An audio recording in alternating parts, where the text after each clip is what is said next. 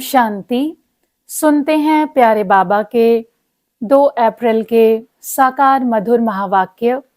वाणी का सार है, मीठे बच्चे, इस पुरानी पतित दुनिया से तुम्हारा बेहद का वैराग्य चाहिए, क्योंकि तुम्हें पावन बनना है। तुम्हारी चढ़ती कला से सबका भला होता है। तो बाबा कहते हैं ये पुरानी पतित दुनिया, इससे क्या करना है? बेहद का वैराग्य, अनलिमिटेड डिसइंटरेस्ट। जो चीज खत्म होने वाली होती है उसमें कोई भी इंटरेस्ट शो नहीं करता। तो इसी तरह से ये पुरानी दुनिया, ये देह का संसार, ये सब अभी चेंज होने वाला है, परिवर्तन होने वाला है। तो हमें इससे दिल नहीं लगानी, इससे बेहद का वैराग्य। हमें अपनी दिल कहाँ लगानी है? शांति धाम और आने वाली नई दुनिया सुख धाम में। तो बाबा कहता है जब तुम आत्मा पावन बनते हो, जब तुम आत्मा बॉडी कॉन्शियसनेस से सोल कॉन्शियसनेस में शिफ्ट होते हो, इम्प्योरिटी से प्योरिटी में जाते हो, तमो प्रधान से सतो प्रधान बनते हो, तो जब तुम्हारी चढ़ती कला होती है तो पूरी सृष्टि का भला, सबका भला होता है। उन सबकी भी चढ़ती कला होती है, उन आत्माओं का भी कल्याण हो जाता है। तो हमें सारा अटेंशन खुद पर रखना है। क्या मेरे अंदर पवित्रता दिनों दिन बढ़ती जा रही है कि नहीं? कहीं मेरे मन, वाणी, कर्मणा की पवित्रता खंडित तो नहीं हो रही? क्योंकि मुझे अभी संगम युग पर अपनी एनर्जी को कंजर्व करना है, एनर्जी को बढ़ाना है, पवित्रता की शक्ति को बढ़ाना है। इस पवित्रता की शक्ति से ही पूरी सृष्टि का भला होगा। प्रश्न है आज की मुरली का, कहा जाता है आत्मा अपना ही शत्रु, अपना ही मित्र है। सच्ची मित्रता क्या है? उत्तर है, एक बाप की श्रीमत पर सदा चलते रहना, यही सच्ची मित्रता है। सच्ची मित्रता है एक बाप को याद कर पावन बनना और बाप से पूरा वर्षा लेना।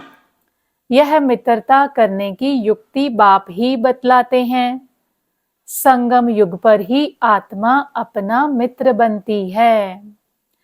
तो दुनिया में भी कहते हैं कि आत्मा खुद का मित्र, खुद का शत्रु खुद ही है। तो कैसे? तो जब हम आत्माएं परमात्मा के इस ज्ञान को अपने अंदर धारण करते हैं और वो परमात्मा पिता, वो सुप्रीम शिक्षक हमें जो शिक्षा सावधानी देते हैं, जब हम उन पर पूरा पूरा चलते हैं, पूरा फॉलो करते हैं, तो आत्मा की दिनों दिन उन्नति होती जाती है। आत्मा सतो प्रधान पावन बनती जाती है। इसीलिए कहा गया आत्मा स्वयं ही स्वयं का मित्र है। और जब हम कुछ ऑपोजिट करते हैं तो फिर हम खुद ही खुद के शत्रु बन जाते हैं। तो आज बाबा हमें सच्ची मित्रता की परिभाषा बताते हैं कि एक परमात्मा बाप को याद करके पावन बनना और बाप से पूरा वर्षा लेना, यही सच्ची मित्रता है। तो ये मित्रता अपनाने की युक्ति भी बाबा ही हमें बताते हैं। और कौन सा समय है जिसमें आत्मा आत्मोन्नति करती है स्वयं का मित्र बनकर? संगम युग। ऐसा समय जिसमें स्वयं परमात्मा धरती पर आकर अपने आत्मा रूपी बच्चों से मुलाकात करते हैं, उन्हें ये ज्ञान देते हैं, प्यार देते हैं, शक्ति देते हैं और हम सब आत्माओं के संस्कारों को परिवर्तन करते हैं। गीत है, तूने रात गवाई सोई के, दिन गवाया खाए, हीरा जन्म अमोल था कोडी बदले जाए। तो आज हम सब चेकिंग करें, क्या मैं अपने प्रीशियस दिन और रात को गवा तो नहीं रहा? रात सोकर खत्म कर दी, दिन खा के गवा दिया, लेकिन ये मेरा जन्म हीरे जैसा अनमोल जन्म है। इस जन्म में मुझे परमात्मा बाप के साथ मित्रता करके उनसे पूरा वर्षा ले लेना है, आत्मा को कंप्लीटली प्योर और डिवाइन बना लेना है। इस संगम युग के समय का एक भी सेकंड व्यर्थ नहीं गवाना है। आज की मुरली का धारणा के लिए मुख्य सार है, पहला पॉइंट, गायन व पूजन योग्य बनने के लिए पक्का वैष्णव बनना है। खान पान की शुद्धि के साथ साथ पवित्र रहना है। इस वैल्यूबल जीवन में सर्विस कर बहुतों का जीवन श्रेष्ठ बनाना है। तो बाबा कहते हैं कि तुम आत्माएं ही सत्युगी देवी देवताएं हो और द्वापर युग में तुम ही आत्माओं का गायन पूजन होगा।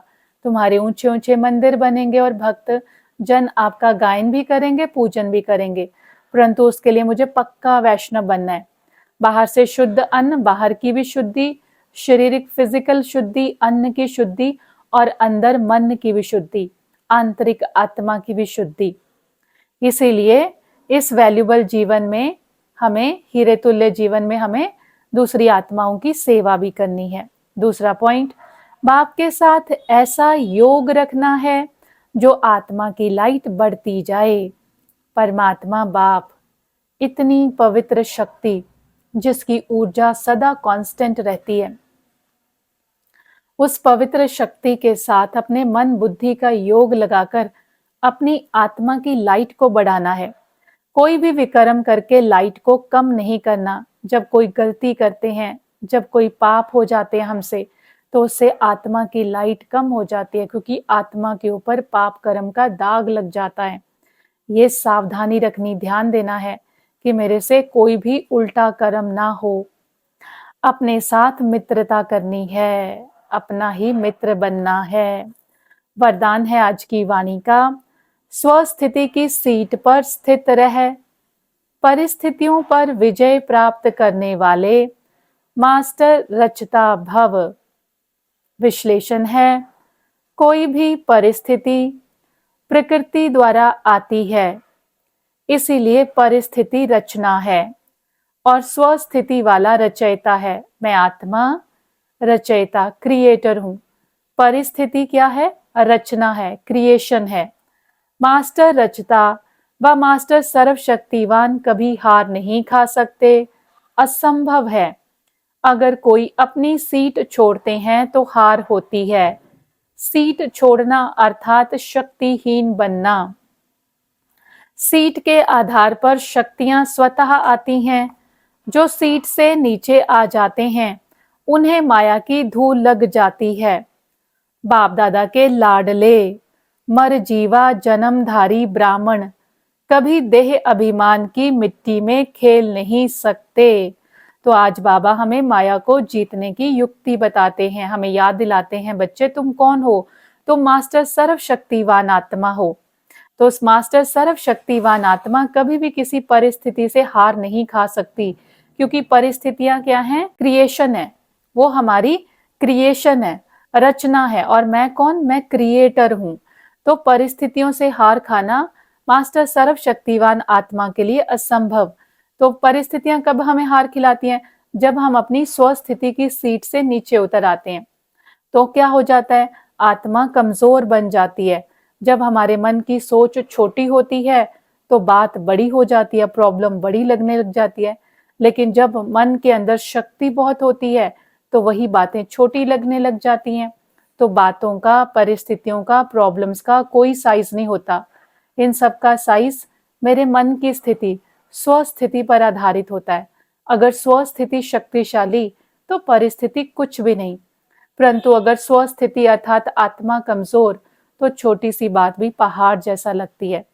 तो इसीलिए जो परमात्मा बाप दादा के प्यारे बच्चे हैं, जो मर जीवा अर्थात पुराने जन्म से, कलयुगी जन्म से, कलयुगी सोच, स्वभाव, संस्कारों से जो मर गए, जिन्होंने नया ब्राह्मण जीवन, ब्राह्मण अर्थात ऊंची सोच रखना, पवित्र सोच रखना, जिन्होंने नया ब्राह्मण जीवन लिया है, वो देह अभिमान की मिट्टी में खेल नहीं सकते।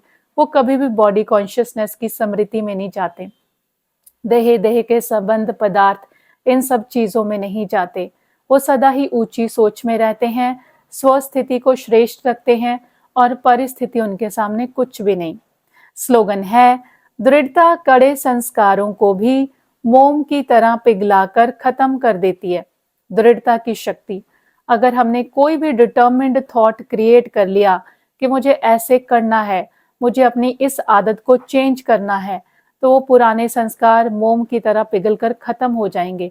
बस हमें अपने संकल्पों में दृढ़ता की शक्ति लेकर आनी है, डिटर्मिनेशन लेकर आनी है। अव्यक्त इशारा, कंबाइंड रूप की स्मृति से सदा विजयी बनो। जैसे ज्ञान स्वरूप हो, ऐसे स्नेह स्वरूप बनो। ज्ञान और स्नेह दोनों कंबाइंड हो, क्योंकि ज्ञान बीज है और पानी स्नेह है। अगर बीज को पानी नहीं मिलेगा तो फल नहीं देगा। ज्ञान के साथ दिल का स्नेह है तो प्राप्ति व फल मिलेगा। तो ज्ञान के साथ साथ हमारा रूप स्नेह पूर्वक होना चाहिए। खाली अगर ज्ञान सुनाते हैं, ज्ञान का बीज तो डाल दिया, लेकिन बीज कब फलीभूत होता है? जब उसको प्यार का पानी मिलेगा।